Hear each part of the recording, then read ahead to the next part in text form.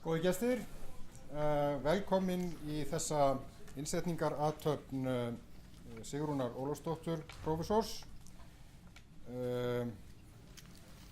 Þessar athafnir eru til þess að gefa okkur tækifæri, kollegum og vinum, að fagna með þeim sem ná þessum áfanga að verða prófessorar. Það er auðvitað þannig að það tekur mörg ár, langan tíma, mikla vinnu að ná þeim árangri í rannsóknum sem að krafist er til þess að hljóta þessa æðstu nafnbót sem háskólar veita.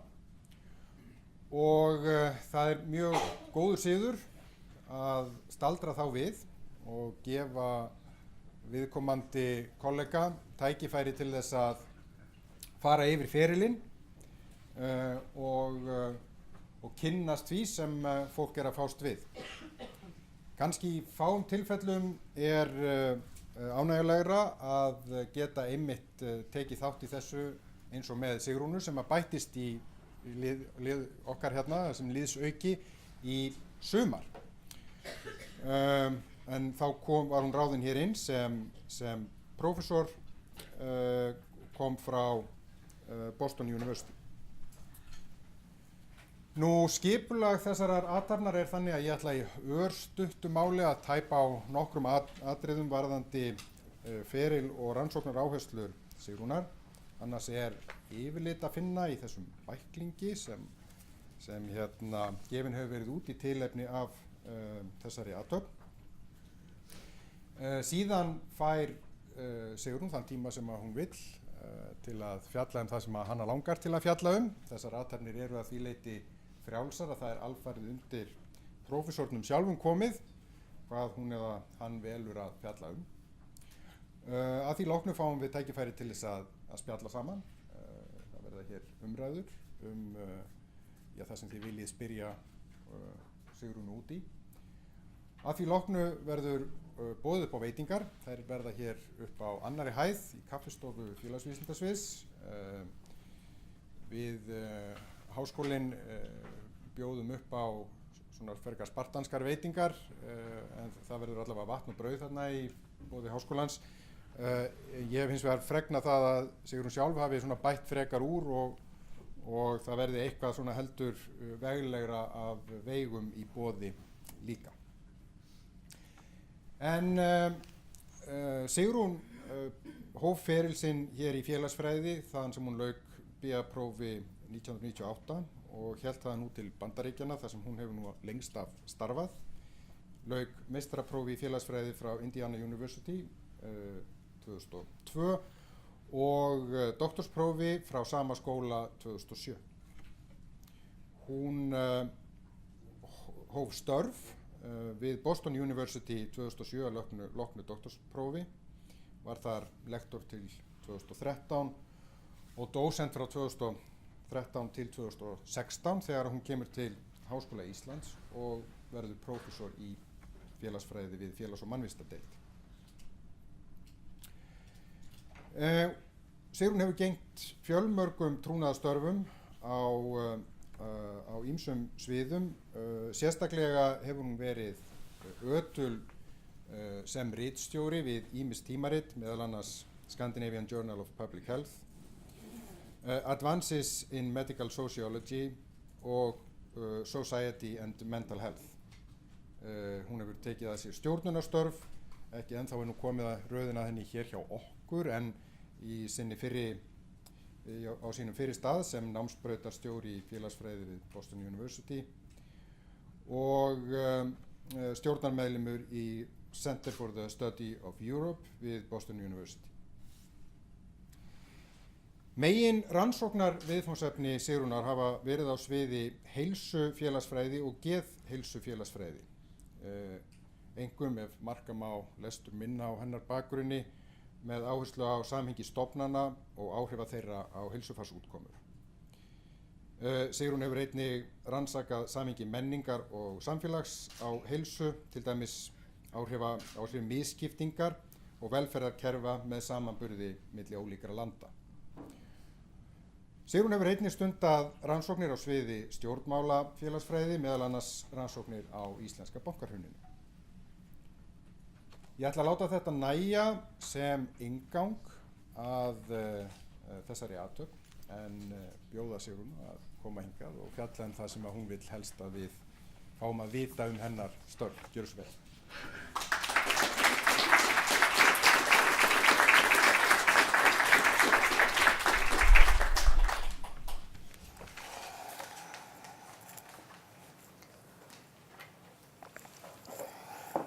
Já, þakka þér kærlega Daði fyrir kynninguna. Ég sé að þeir eru svolítið eins og nemendur mínir en ekki alveg jafn slæm að setja svona aftast í salnum og sérstaklega virðast vera fræðimennirnir sem alveg allra aftast, þannig ég veit ekki hvað það þýðir. En það sem ég langar semst að byrja á að gera hér er að þakka ykkur öllum fyrir komuna.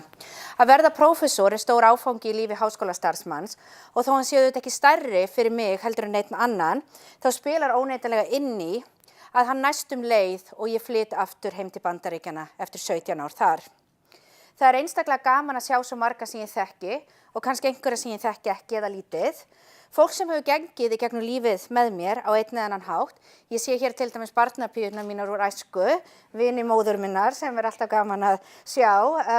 Konuna sem sá mig fyrst sem að situr hér við hliðina á móður minni þegar ég fæddist.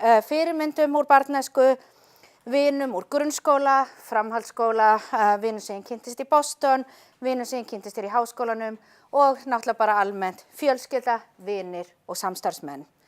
Það sem ég ætla að gera hér svona næsta hálftíman eða svo, mér sýnist ég að fengi aðeins meiri tíma, mér hafa sagt sérstaklega þetta getur bara verið hálftími, en ég mun samt reyna að halda mig við það, þannig ég sé nú ekki að gera láta ykkur leiðast of mikið, en það sem ég ætla semst að gera er að fara aðeins yfir akademískan feril minn, tala þess félagsfræðin og af hverju hún skiptir máli, segja frá þeim áherslum sem ég hef haft í mínu starfi og tala hvernig fólk, kenningar og rannsóknir hafa gert með þeim félagsfræðing og já líka þeirri mannesku sem ég er í dag.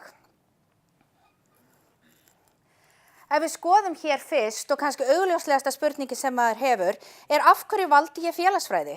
Og kannski stærra samhengi þá viljum við velta fyrir okkur af hverju skiptir félagsfræðin máli. Ef ég byrja á persónlegu nótunum þá var ég alls ekki viss hvað það var sem ég vildi læra.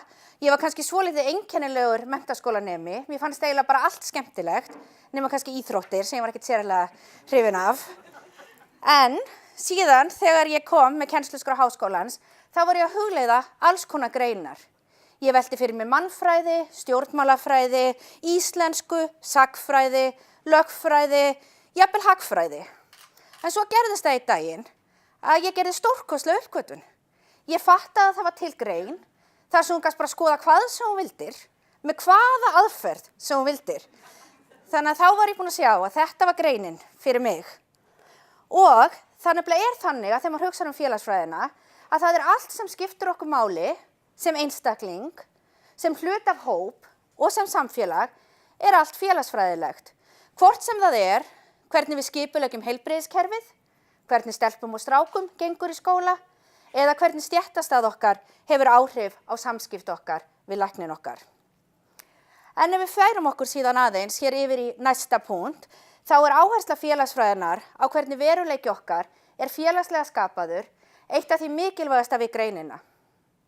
Og hefur það löngum verið megineinkenni hins félagsfræðilega sjónarhorns að spyrja gagnrýnna spurninga af hverju hlutirnir eru eins og þeir eru og kannski líka hvernig þeir gætu verið öðruvísi. Það er nefnilega ekkert í samfélagi mannanna sem er náttúrulögmál og þó okkur finnist að hlutirnir eigi að vera á einhvern hátt og það getur verið erfitt að hugsa sér þá einhvern veginn öðruvísi, þá var allt í okkar samfélagi á einhverjum tímapunkti ákvarðað af einhverjum einstaklingum eða einhverjum hópi. Og kannski ég sem heilsufélagsfræðingur hugsa hvernig þetta tengist til dæmis læknisfræðinni og ég ætla nú ekki að vera að gagnrýna of mikið hér með stjúpmóður mína Hjördísi og góðu vinkonu mína Ólöfu hér í herberginu, en þegar við hugsum læknisfræði, þá hugsum við oft hana sem hlutlaus vísindi. En ef við virkilega förum að skoða þau á gagnrýninn hátt, þá sjáum við að það var mjög takmarkaður hópur í samfélaginu sem hafði vald til að skilgreina heilbrigði og sjúkdóma. En þangað til nýlega voru það fyrst og fremst hvítir karlmenn sem oft komu úr efri stéttum samfélagsins. Þannig að það var kannski ekki tilviljun þegar kennslubækur í læknisfræði sýndu okkur myndir af hinum típiska sjúklingi eða prófuðu lyf á hinum típiska sjúklingi, en hinn típiski sjúklingur var af einhverjum orsökum alltaf nánast hvítur karlmaður.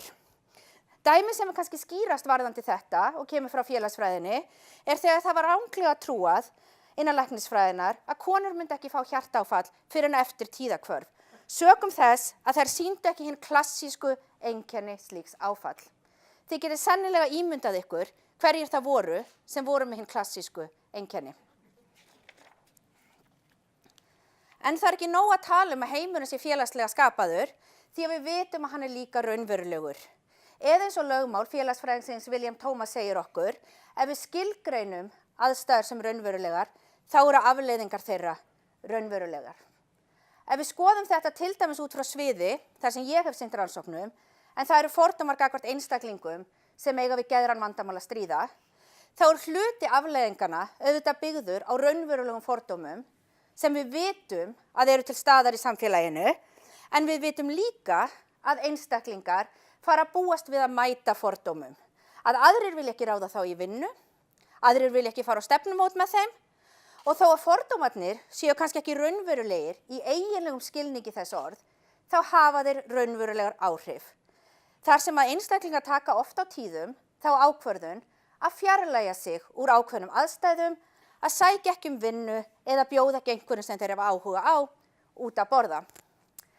Það sem ég vil að lokum draga út sem mikilvægi hins félagsfræðilega sjónarhorns er samspil einstaklings og samfélags. Til að beina sjónum að þessu þróaði félagsfræðingurinn C. Wright Mills hugtakið hið félagsfræðilega ímyndunarafl sem greinir á milli persónulegra og félagslegra vandamála. Við vitum það til dæmis öll að læknar geta gert mistök og ef þau eiga sér á stað af tilviljun þegar ég fer til læknisins, þá er það slæmt fyrir mig, frekar leiðilegt. En það endurspeglar eitthvað sem gerðist fyrir mig sem einstakling.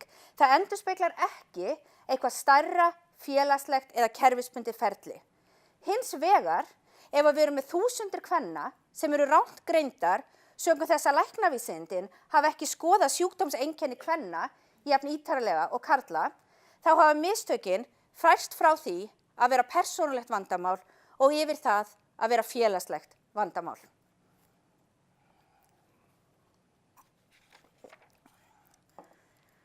Svo er nú Daði búinn að gera þessu hér ágæti skil hvað eru mínar helstu áherslur, en bara svona til að fara aðeins yfir þau, þá eru þau svið sem ég hef sérstaka áherslu lagt á, eru heilsufélagsfræði og geðheilsufélagsfræði. Og sá áhugi kom fyrst hjá mér hér í Háskóla Íslands þegar ég tók námskeið hjá Rúnari Vilhjálmssyni, fyrst í geðheilsufélagsfræði og síðan í heilsufélagsfræði. Og þegar ég var að fara út á sínum tíma þá voru í rauninni allir sem ætluðu að fara í afbrotafræði. Við vorum nokkur sem fórum á svipuðum tíma, allt hint strákar og þeir voru allir að fara í afbrotafræði og mig langaði líka í afbrotafræði. En þá náttúrulega hugsaði ég, jæja, þú veist, ég ætla nú ekki að fara að koma heim leið, þeir eru allir örugglega klárar en ég og miklu sniðugri, þannig að ég ætla nú að finna mér eitthvað sem er aðeins öðruvísi. Þannig að þá fór ég að hugsa hvaða námskeið fannst mér í rauninni óskaplega skemmtileg og sá náttúrulega að það var heilsu- og geðheilsufélagsfræðin og svo þegar maður hugsar þetta í dag og það er alltaf augljóst að líta tilbaka og hugsa, mér var alltaf ætlað að vera heilsufélagsfræðingur eða alltaf ætlað að vera félagsfræðingur. En ég held að hafi virkilega verið eitthvað í þessum námskeiðum sem talaði til mín að þetta er það sem ég á að gera mínu ævistarfi. Að auki svona hvernig ég kannski fór að hugsa og þetta var eitthvað sem gerist í Indiana þegar ég fór að taka námskeið þar hjá öðrum fræðimennum þar sem ég virkilega fór að sjá að ég hafði og kannski hafði ég alltaf neitað áhuga mínum á stjórnmálum og vildi ekki verða bara alveg svo faðir minn. Þannig á einhverju tímapunkti þegar ég kom til Indiana komið nógu langt í burtu þá kannski gat ég sagt, heyrðu þau, nú kannski alltaf skemmtileg þessi stjórnmál. Og síðan sem sagt fór ég að skoða þá líka menningarlega félagsfræði. En það sem kannski skiptir mestu og er sérstakt við mínar rannsóknir, þó ég held það reyndar að sé minna sérstakt hér á Íslandi heldur en í Bandaríkjunum, því að við erum miklu meira kannski meðvituð það að það eru önnur lönd í heiminum heldur en landi sem við búum í.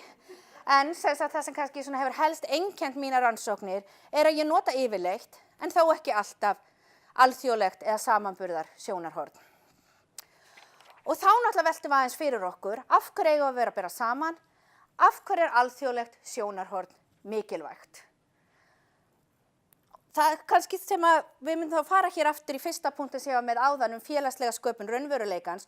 Auðvitað getum við séðan á margan hátt þó við séum bara í einu samfélagi, en við sjáum þetta kannski sjaldnar með skýrari hætti heldur en þegar við berum saman, hvort sem það er á milli samfélaga eða tímabila. Ég sá þetta mjög skýrt þegar ég flutti til Bandaríkjanna, þar sem að mikið af hlutum voru öðruvísi en á Íslandi og mér fannst þeir skrýtnir. En ég náttúrulega bara sá að bandarískum samnemendum mínum fannst þetta allt mjög eðlilegt og þeim fannst jafnvel Ísland svolítið skrítið. Það dæmi sem ég notaði iðulega eftir að ég byrjaði að kenna bandarískum nemendum var munur á viðhorfum til sambanda og hjónabanda á Íslandi og í Bandaríkjunum. Það sem mér fannst alveg ótrúlegt þegar ég flutti út var að fólk var að gifta sig án þess að hafa nokkuð tímann búið saman eða jafnvel einu sinni sofið saman. En það sem mér fannst náttúrulega áhugavert var að nemendum mínum fannst jafn skrítið og jafnvel skrítnara þegar ég sagði þeim að Íslendingar byrjuðu nú oft á að eignast barn, það væri kannski planað eða óplanað, svo færu þeir kannski að búa saman og ef hlutirnir virtu svona verið í þokkalegu lagi eftir áratug, þá væri kannski við hæfa að gifta sig. Þeim fannst þetta alveg ótrúlegt og mikið frjálslyndi. En það sem þetta sýnir okkur, sem er mikilvægt fyrir félagsfræðina, að það er erfitt að segja að annað sé rétt og hitt sé rangt. Þetta eru einfaldlega ólíkar leiðir til að hugsa hvernig heimurinn er og hvernig hann á að vera, en þessar leiðir, þessi mismunur, hefur afleiðingar fyrir líf einstaklinga og hópa í samfélaginu og að auki þá geta þessar athuganir og þessi samanburður veitt okkur betri innsýn inn í ýmis konar félagsleg fyrirbæri. Hér getum við til dæmis hugsað viðhorf til kynjana, ójöfnuð varðandi kynferði. Við getum hugsað hvernig stuðningur við fjölskyldur eru, hvernig við skoðum og lítum á börn í samfélaginu og hvernig velferðarkerfi við höfum. Ef við förum svo að skoðum næsta punkt hér, þá getum við velt fyrir okkur gildi samanburðar þar sem hann leyfir okkur að skilja félagslegar staðreyndir, ekki í einangrun, heldur í samanburði við eitthvað annað. Nú heyrum við til dæmis oft í íslensku samfélagi hvað allt sé slæmt á Íslandi. Dæmi staðhæfingar sem að ég hef til dæmis heyrt síðan ég flutti heim eru: við erum nú á góðri leið með að vera komið versta heilbrigðiskerfi í heimi. Það er nú bara ekki hægt að komast neitt lengur af því þessi túristar eru allstaðar. Og það er bara alveg skelfilegt að vinna í HÍ. Svo lág laun og lítil hlunnindi. En hér kemur þá spurningin. Hvað þýða þessar staðhæfingar þegar við skoðum þær bara innan íslensk veruleika? Þær segja okkur nefnilega tiltölulega lítið einar sér veruleikann, en öðlast dýpri merkingu í samanburði. Þannig ef ég nota sjónarhorn samanburðarfélagsfræðingsins, þá gæti ég til dæmis sagt: jú, ég hef verulegar áhyggjur af íslenska heilbrigðiskerfinu og við þurfum að passa okkur á að auka fjármagn í það, en við vitum líka að árið 2000 þá var íslenska heilbrigðiskerfið það 15. besta af 191 heilbrigðiskerfi í heiminum samkvæmt alþjóðlegu heilbrigðisstofnuninni.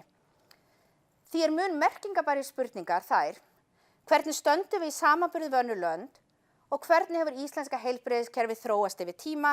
Hefur það til dæmis versnað síðan árið 2000? Og ef svo er, hvernig getum við þá útskýrt þá þróun og viljum við afstýra henni? Varðandi hinar spurningarnar tvær, þá er stutta svarið mitt þannig: jú, það er mikið af ferðamönnum og þeim hefur fjölgað gífurlega, en aldrei nokkuð tímann hef ég búið í landi þar sem er minna fólki. Og nei, Boston University gæti ekki boðið mér neitt til að koma aftur tilbaka, svo gott hefur mér fundist allt verið í Háskóla Íslands. Og að lokum þá leyfir alþjóðlegt sjónarhorn okkur að spyrja og svara spurningum tengsl einstaklings og samfélags. Og þá sérstaklega hver eru áhrif stærri samfélagslegra þátta á líf fólks. Ef við erum með einhvern samfélagslegan þátt sem breytist ekki, þá er erfitt að meta hvaða áhrif hann hefur. Ef að Ísland eyðir til dæmis ákveðinni fjárhæð til heilbrigðismála, þá getum við ekki metið áhrif þeirrar fjárhæðar á heilsu Íslendinga nema við berum hana saman við lönd sem til dæmis eyða annaðhvort meira eða minna. Þannig opnar alþjóðlegt sjónarhorn fyrir spurningum eins og: hvaða áhrif hafa útgjöld til heilbrigðismála á heilsufar almennings? Eða hvaða áhrif hefur það að vera með ákveðna tegund heilbrigðiskerfis á ójöfnuð í heilsu innan og á milli samfélaga. Því má segja að hið alþjóðlega sjónarhorn leyfi okkur að setja hlutina í samhengi og það leyfir okkur að spyrja spurninga sem væri ómögulegt að svara nema með einhvers konar samanburði.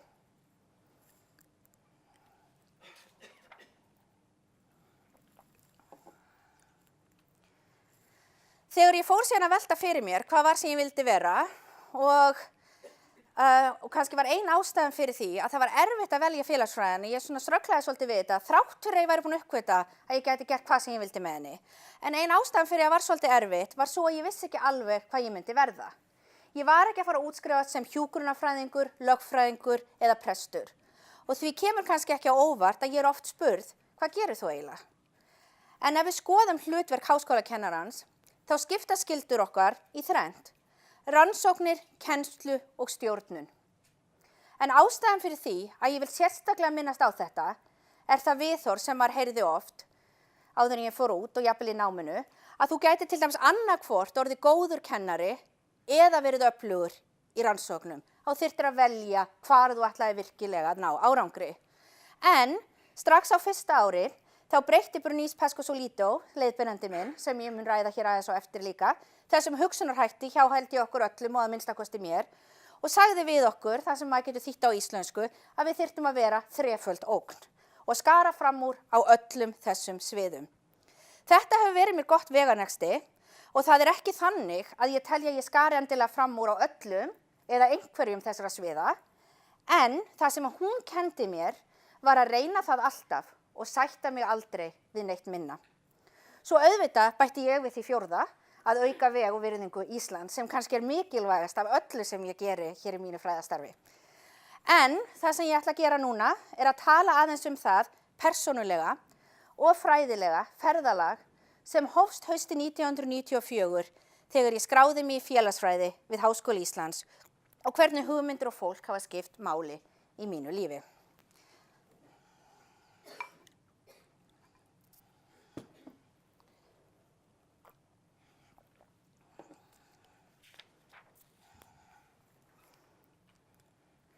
Stundum er það þannig að upphafið og endirinn fer saman og á ég þá við þann endapunkt að ákveða að koma loksins heim eftir 17 ár. Þessi mynd er tekin í júlí 2015 en hún er tekin nokkrum mínútum eftir ég skrifaði undir samning stöðu við Háskóla Íslands. Þið þekkið nú kannski einhver þessa tvo menn sem veru með mér á myndinni og sita þarna, Jón Gunnar Berborg og Þórólf Þórlinsson. Þó að það séu auðvitað margir sem hafa reynst mér vel innan félagsfræðinar og innan háskólans, þá hafa engir haft jafnmikil áhrif á mig fræðilega og persónulega heldur en þessi tveir menn, Þórólfur sem leiðbeinandi og kennari, Jón Gunnar sem jafningi og samstarfsmaður og núna myndi ég segja báðir sem vinir. Ég skrifaði BA-ritgerðinni minn sjálfsvígung fólks undir leiðsögn Þórólfs og vann svo með honum í 1 ár áður en ég fór út í doktorsnám. Það er erfitt að segja að einhver hafi haft mikil áhrif á þá ákvörðun mín að fara í doktorspróf eða doktorsnám, því ég held ég hafi alltaf vitað að það var eitthvað sem ég yrði að gera. Ég man ekki hvað ég var gömul þegar ég fór að segja móður minni frá þessum hugmyndum mínum frekara nám. Ég held hún hafi ekki trúað mér, kannski fyrir en svona 2 dögum áður ég fór til Bandaríkjanna og núna er hún loksins farin að segja mér að hún hélt alltaf að ég yrði komin heim jólin. Ég myndi endast í svona eina önn þarna í þessu stórum Bandaríkjunum. En mér hefur alltaf þótt gaman að láta fólk hafa rangt fyrir sér, þannig að það gekk ágætlega í þessu tilfelli. En það sem auðvitað margir höfðu áhrif á var að þessi trú mín á að ég þyrfti að fara í doktorspróf yrði að veruleika og einnig, kannski sérstaklega í þessu tilfelli, hvert ég endaði á að fara.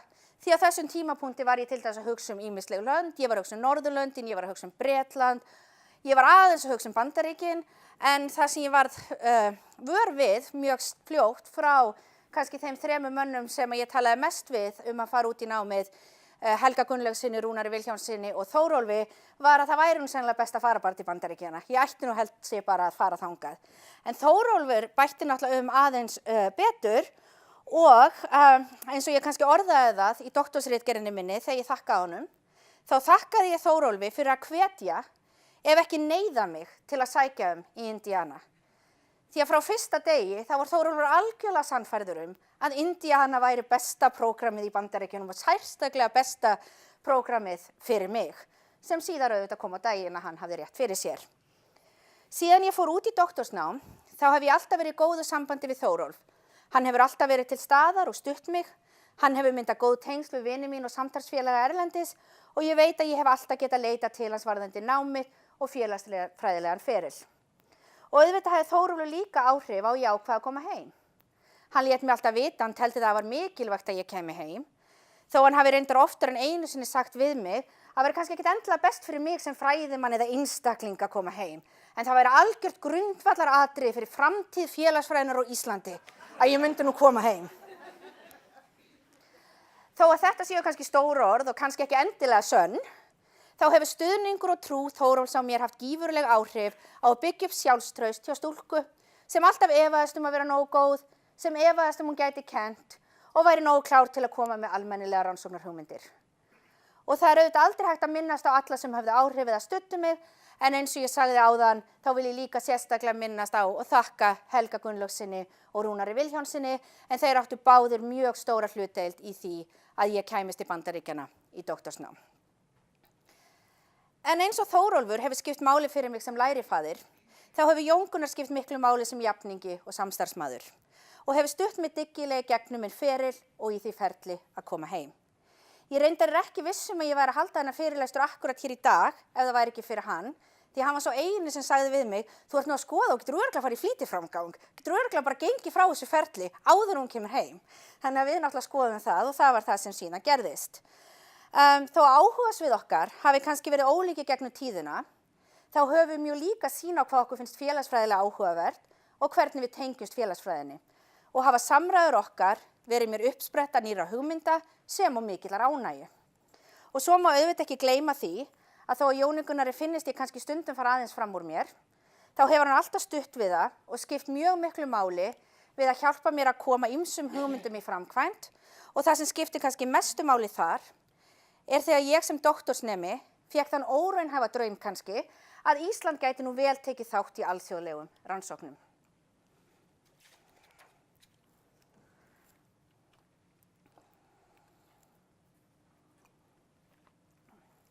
Hér sjáu þið síðan mynd af fyrstu alþjóðlegu könnuninni sem ég, eða við þrjú reyndar, tókum þátt í, en það var alþjóðleg rannsókn á fordómum gagnvart geðrænum vandamálum. Það bar þannig að Bernice Pascual-Solito, leiðbeinandi minn, var með styrk til að skoða fordóma í 15 löndum, en af einhverjum óskiljanlegum ástæðum hafði hún ekki áttað sig á að Ísland væri áhugaverðasta landi til að skoða þetta í. Þannig að ég spurði hann auðvitað, getum við ekki bætt við Íslandi? Og hún sagði, að sjálfsögðu, ef þú útverðar peninga. Þannig að ég auðvitað talaði við Jón Gunnar og Þórólf, hvort við gætum ekki sótt styrk til Rannís, sem við gerðum, og þannig varð Ísland hluti af þessari gagnasöfnun, en þessi gögn ger okkur núna kleift að meta umfang fordóma í 18 löndum, sem á að meta hvaða einstaklingsbundnu og samfélagslegu þættir hafa áhrif á fordóma gagnvart einstaklingum sem eiga við geðræn vandamál að stríða. Og hér náttúrulega sjáu þið löndin sem eru rauð, og náttúrulega fallegasta litla rauða landi þarna náttúrulega Ísland. Þannig að það alltaf mun skemmtilega að vera að greina og vinna í gögnum þegar þú getur verið með íslenskan veruleika inn í honum. Hér sjáu þið svo greinar sem við höfum birt úr þessum gögnum. Þetta sem sagt forsíður tveggja greinana sem við höfum notað. Í þeirri til vinstri sem hér, þá skoðuðum við hvort almenningur í Evrópu skilgreini geðklofa sem geðrænan vanda, geti sagt hvað geðklofi og hvert sjá í vonum bata. Það sem kannski áhugaverðast í þessari rannsókn hversu lítill hluti Evrópubúa þekkir einkenni geðklofa og kannski enn frekar að við sjáum að almenningur í þessum löndum frekar jákvæður fyrir því að hægt sé að ná bata eftir skilgreina ástandi sem geðrænt vandamál en ekki ef það skilgreina það sem geðklofa. Og hér ber að hafa sérstaklega í huga að þeir fá nákvæmlega sömu lýsinguna. Það eina sem skiptir máli þeirra túlkun á hvað það sem að hrjáir einstaklingin sem við lýsum fyrir þeim. Greinin síðan til hægri skoðar eina þekktustu niðurstöðu rannsókn á fordómum, en þar hafði alþjóðlega heilbrigðisstofnunin komist að því að það væri líklegra að ná bata af geðsjúkdómum í þróunarlöndunum heldur en í þróaðri ríkjum. Þeir hafði ekki skýringar á því sem að þeir gátu prófað beint, en eitt af því sem þeir töldu líklegast var að fordómar væru einfallega minni í þessum samfélögum, að þetta væru mannúðlegri samfélög. Í þessari grein þá sýnum við fram á að svo er ekki og að almennt er það þannig að það eru minni fordómar í löndum sem eru þróaðri. Þannig að þó við náum ekki að útskýra af hverju bati er líklegri í þessum löndum, enda var það ekki tilgangurinn með greininni, þá erum við búin að ná að loka einum möguleika og vitum að það er ekki út af minni fordómum.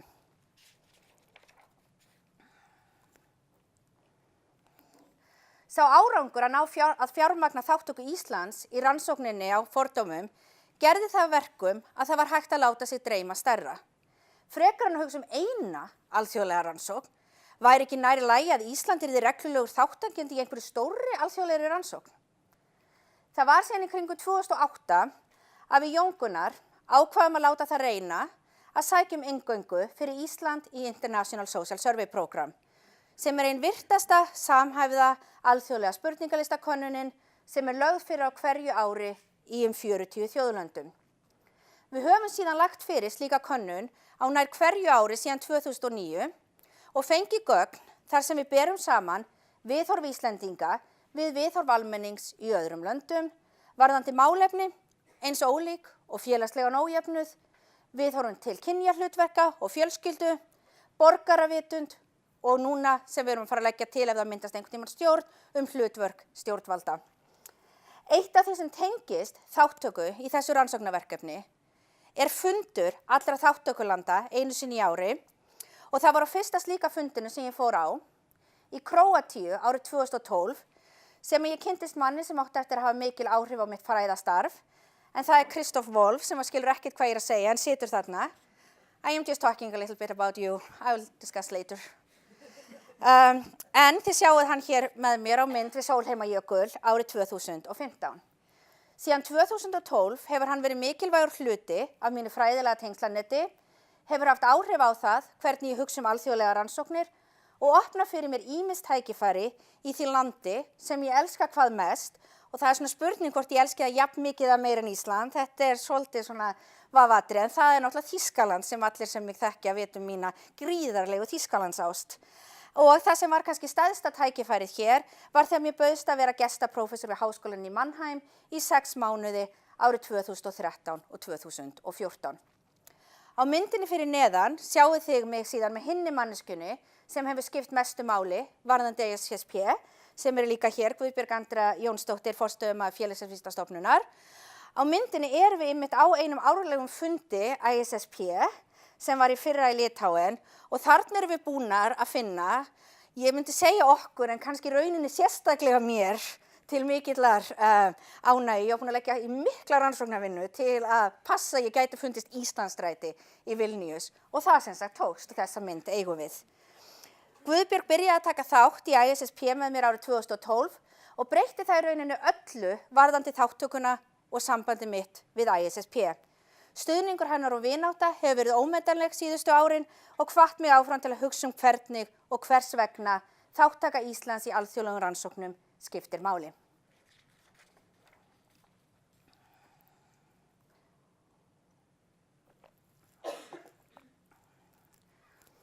En svo við höldum nú frá Íslandi og yfir í hinn stóra heim, þá hélt ég til Indíana árið 1999 og kláraði doktorsprófið þar árið 2007. Ég hefði aldrei trúað hversu mikið það átti eftir að breyta mér og hversu mikinn tíma prófessorar í Ameríku væru tilbúnir að gefa lítilli stúlku frá Íslandi.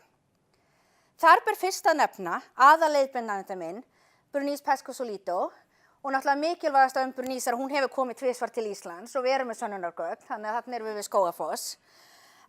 Í henni þá fann ég minn fræðilega sálufélaga, leiðbeinanda sem var alltaf til staðar fyrir mig, gerði alltaf kröfur að ég gerði mitt besta, en hjálpaði mig líka til þess að verða sá besti félagsfræðingur sem ég gat orðið. Þó að ég hefði leitað að eilífu, þá hefði ég ekki getað fundið betri leiðbeinanda fyrir mig heldur en Bernice. En þó að ég hafi verið talist rík að hafa bara frábæran aðalleiðbeinanda, og það er kannski meira heldur en margir í doktorsnámi hafa gæfu til að bera, þá stóðu aðrir í doktorsnefndin minni henni ekki langt að baki og veittu mér ómældan stuðning í gegnum námið og eru enn mikilvæg í mínu lífi. Og það eru sem þið sjáu hér, er ég með Clem Brooks, þetta er þegar ég útskrifast, Eliza, Pavalko, Brian Stinsland, Patricia fékk að vera með mynd þar sem við vorum í Amsterdam á ráðstefnu, þannig að þessi 5 hér frá Bandaríkjunum voru í nefndinni minni og að sjálfsögðu það sem er þeirra helsti galli er að það er ekkert þeirra búið að koma til Íslands. En ég get glatt ykkur með því að Brian Stinsland er búinn að kaupa miða og hann er að koma núna í júní með börnin sín, konuna og tengdaföður. Því okkur líka sérlega vel svona þegar er kannski hægt að fá fleiri en bara Instagramannin til að koma, fá alveg allt tengslanetið. Að auki var ég svo heppin að Rúnar Vilhjálmsson samþykti að vera í nefndinni minni og hefur hann ávallt stutt vel við feril minn og er auðvitað sá íslenski félagsfræðingur sem stendur næst mínu áhugasviði. En með allan þennan stuðning þá var nú eins gott að eitthvað yrði framleitt og ég ákvað nokkuð snemmi í náminu að ég vildi skrifa sjúkdómsvæðingu geðrænna vandamála. Nánar tiltekið hvernig og hvers vegna geðræn vandamál hefðu verið sjúkdómsvædd í þróuðum iðnríkjum. Og það sem ég hafði sérstaklegan áhuga á hér að skoða er hvernig hugmyndir geðræn vandamál færast á milli samfélaga og síðan hvernig þeim er tekið innan ákveðins þjóðfélags, hvort þeim sé hafnað, þær séu samþykktar eða kannski það sem gerist oft á tíðum að þær séu aðlagaðar að einhverju leyti.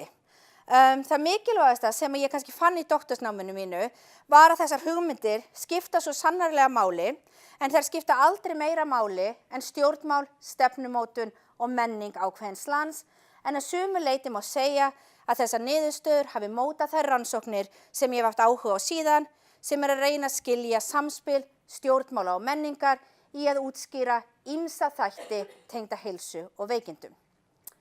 En síðan náttúrulega voru margir mikilvægir hlutir sem gerðist fyrir mig í Indiana og náttúrulega allir sem þekkja mig vita hversu mikið ég elska Indiana.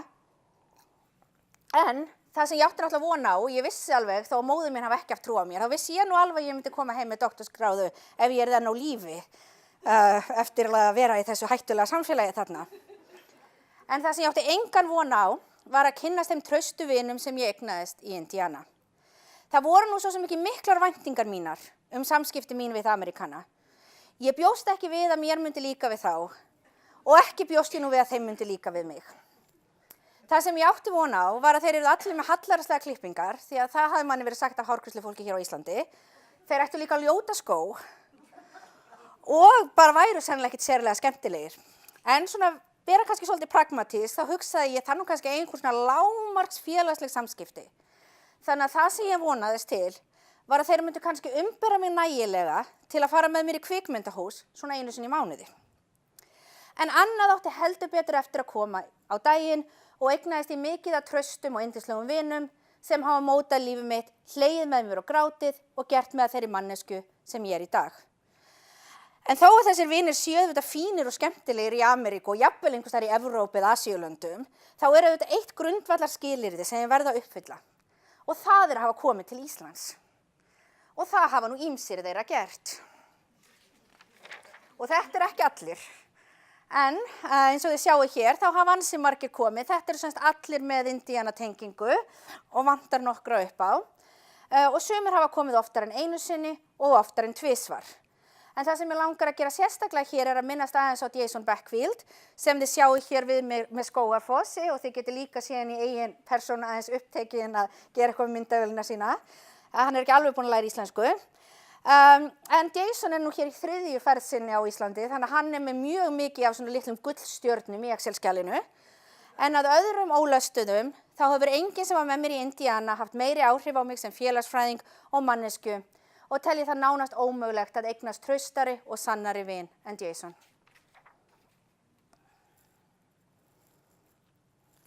Og þá er komið að þeim rannsóknum sem tengjast kannski mest öðrum nemendum við Indiana, þar sem þessar hugmyndir mótuðust að miklu leyti þar og þá kannski sérstaklega í samstarfi mínu við Jason.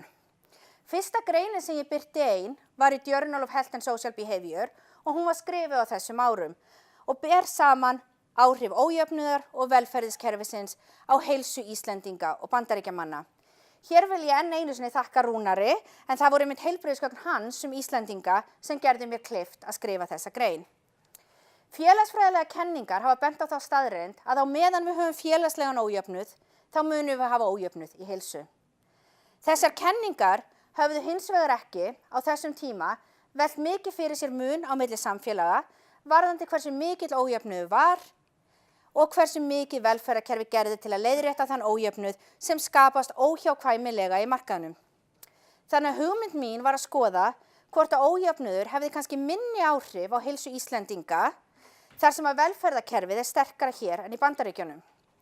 Og til að gera langa sögu stutta, þá fann ég að menntun og fátæk hafa jafn sterk tengsl við heilsu í báðum löndunum, en íslenska velferðarkerfið verndar heilsu foreldra og sérstaklega einstæðra foreldra á meðan ríkidæmi bætir heilsu Bandaríkjamanna sem gæti verið tengt því að þeir geta nota fjárhag sinn til að fá betri heilbrigðisþjónustu.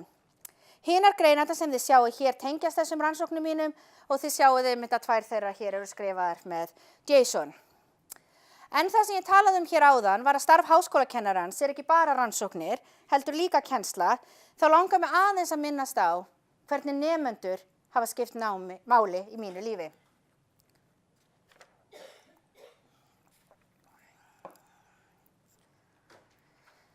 Hér sjáu þið nokkra myndir af mér með nemendum mínum frá Bandaríkjunum og frá Þýskalandi. Sá sem tekur kannski mest pláss, og það er ekki bara því hann hefur komið til Íslands eins og þið sjáu þarna, er doktorsneminn minn Ilias, en hann kláraði við Boston University síðasta vor og er núna komin með fasta stöðu við William & Mary sem er mjög góður háskóli í Bandaríkjunum.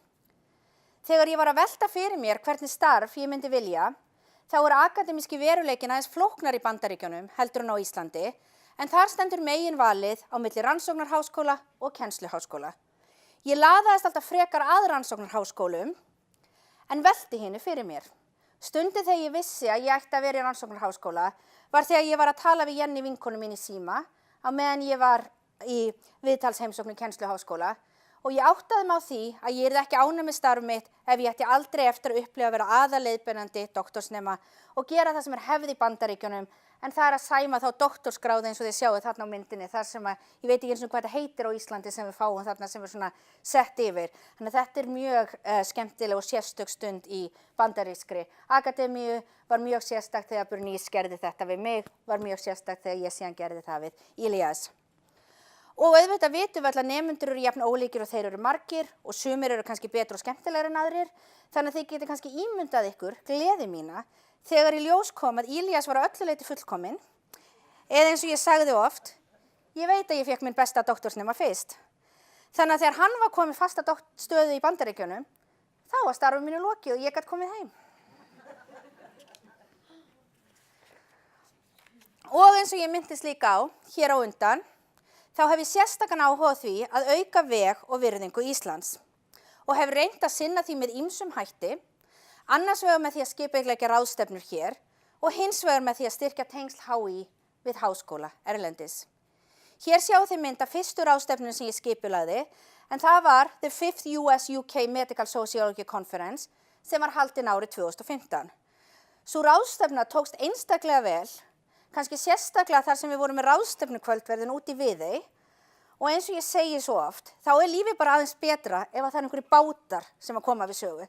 Þannig ég var alveg sannfærð það að við byrjum bara að vera í bát, þá er þetta allt í lagi. Jason reyndi að mótmæla, hann veit alveg hvað ég er að segja núna. I'm talking about how you didn't want to involve a boat. But it was the best thing ever. Hér sjáu þið líka myndir af skiptiprógramum sem vinir mínir hafa komið með hingað til landsins.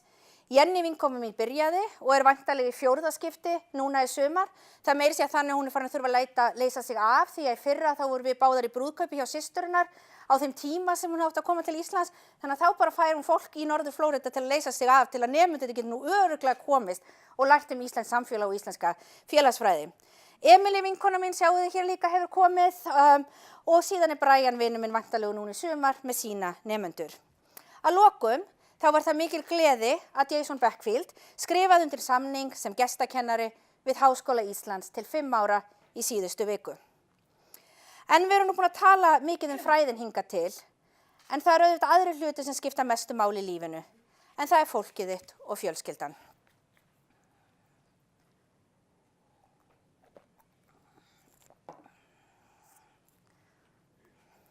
Og hér sjáu þið mína fjölskyldu. Í miðjunni erum við 5 við doktorsútskrift mína, en það er móðir mín og faðir, stjúpmóðir mín Hjördís og systir mín Ásthildur. Þó ég hef ekki alist upp hjá báðum foreldrum mínum, þá teljum ég hafa verið enga heppin með þau. Ég ólst auðvitað upp á Hornafirði hjá móður minni sem hefur allt sitt líf gert allt fyrir mig og veitt mér meiri stuðning en ég mun nokkuð tíma geta endurgoldið henni. Það var síðan mjög ánægilegt þegar tengsl okkar föður míns jukust þegar ég komst á efri ár og hafa hann og Hjördís alltaf verið til staðar fyrir mig og við átt margar skemmtilegar stundir saman. Það var kannski sérlega gaman fyrir okkur föður minn að við gátum nú farið saman í rannsóknarleyfi tvisvar, vorum á Ítalíu vorið 2014 og svo kom hann til Boston núna og var hjá mér rétt áður en ég flutti heim og það var mikils virði að fá þann tíma saman bara við 2 og geta rætt lífið og tilveruna. Síðan sjáum þið hér á horninu neðst niðri eru afar mínar og ömmur og eins og með foreldrar þá var ég líka afskaplega heppin með ömmur og afa. Til vinstri eru foreldrar mínir, Hörður sem lést í maí 2015 og Ásthildur amma mín sem situr hér hjá föður mínum og síðan til hægri eru móðurforeldrar mínir, Sigrún sem lést 30. september 2008 og Guðmundur afi minn sem eflaust biður að heilsa en hann er á Hornafirði þar sem hann er ótrúlega hress og skemmtilegur að verða 93 ára. Svo hafið þið kannski tekið eftir því að sama manneskjan fær bara að vera á öllum myndunum, það er kannski einhver sem er í smá aðalhlutverki í fjölskyldunni og það er hún Ásthildur systir mín. Hún Ásthildur fæddist þegar ég var orðin 20 ára og ég átti lítla vonum að eignast systkini. Og ef ég á að vera alveg heiðarleg þá var mér eiginlega bara alveg nákvæmlega sama. Mér fannst systkini yfirleitt virðast vera til leiðinda og vandræða og mér bara leið ágætlega með mínum eldri ættmennum. En það breyttist leið og ég leit Ásthildi fyrst augum og ég get ekki ímyndað mér betri, skemmtilegri, klárari og vandaðri systur en hana. Eða eins og ég sagði í þakkarorðum doktorsritgerðar minnar, þá er mín ósk sú að hún eigi eftir að finna sér ævistarf sem hún hefur jafnmikla ástríðu fyrir og ég fyrir félagsfræðinni. Og mér hefur ekkert þótt sérstaklega leiðilegt að sjá hana finna hann í grein afar tengdri félagsfræðinni, en það er mannfræðin. Og mér einmitt sýnist hún ekki vera komin, hún var í mannfræðiprófi til held ég 4:30, þannig ég hugsa hún komi nú kannski á eftir og við getum rætt þetta við hann, en þetta er líka mikilvægt að fræðin eru fyrst, þú verður að standa þig vel í öllum prófum. En svo að lokum langar mig að minnast aðeins þeirrar mannesku sem hefur mótað mig mest, en það er hún amma Sigrún. Afi og amma tóku ríkan þátt í uppeldi mínu ásamt móður minni og fóru við 4 að mörgu leyti í gegnum lífið saman. Það er enginn sem hefur mótað mig meira en hún amma mín, en í mínum augum er hún besta, sterkasta og duglegasta manneskja sem ég hef fyrir heitt. Hún mótaði okkur öll, kannski sérstaklega með því sem hún hafði að grunngildi, en það er gullna reglan að koma fram við aðra eins og þú vilt að komi sér fram við þig. Auðvitað vilja margir leggja þessa reglu til grundvallar sínu lífi og tala kannski hana á hátíðstundum, en ástæðan fyrir hún hafði svona mikil áhrif á mig og ég held okkur öll í gegnum ömmu, er að amma fór alltaf eftir henni og annað var ekki ásættanlegt hvorki frá henni né okkur. Afi, amma og mamma studdu mig alltaf í gegnum allt mitt nám og ein ástæðan fyrir að ég gat farið til Bandaríkjanna var að þau voru alltaf með mér og létu mig finna fyrir öryggi í heiminum, jafnvel þó Atlantshafið og nokkur fylki Bandaríkjanna skildi okkur að. Mig langar að enda í dag á erindi sem úr ljóði sem afi minn heitinn, Hörður Zóphóníasson, gaf mér daginn sem amma mín var jörðuð. Þó að hver einstaklingur sinni mörgum hlutverkum og ég tek hlutverk mín sem fræðimaður, kennari, dóttir, systur og vinur, afar alvarlega, þá held ég að Hörður afi minn hafi náð að lýsa einstaklega vel í síðustu línunni hver ég er í lok hvers dags.